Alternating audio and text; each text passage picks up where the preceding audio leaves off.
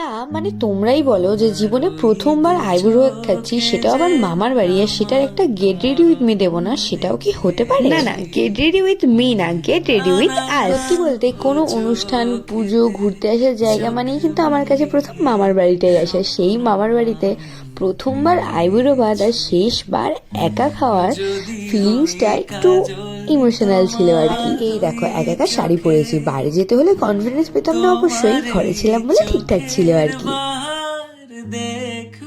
এদিকে রীতিকাও কিন্তু ভালো মেকআপ করতে শিখে গেছে, একা একা খুব সুন্দর করে কাজল পড়ছিল, তারপর আমি একটু হেল্প করে দিলাম আর কি। বোন মিলে টুকটুক করে সাজছিলাম। দুজনেরই সাজা প্রায় কমপ্লিট হয়ে গেছে। আমাদের সাজা বলতে একটু ফাউন্ডেশন, কম্প্যাক্ট পাউডার, কাজল আর লিপস্টিক, তো দুজনেই হয়ে গেছে। চুলটা এবার বেঁধে নিলেই হয়ে ফাইনালি আমরা হয়ে গেছি রেডি। আর এই হচ্ছে আমাদের দুই বোনের ফাইনাল লুক। কেমন লাগছে অবশ্যই জানিও।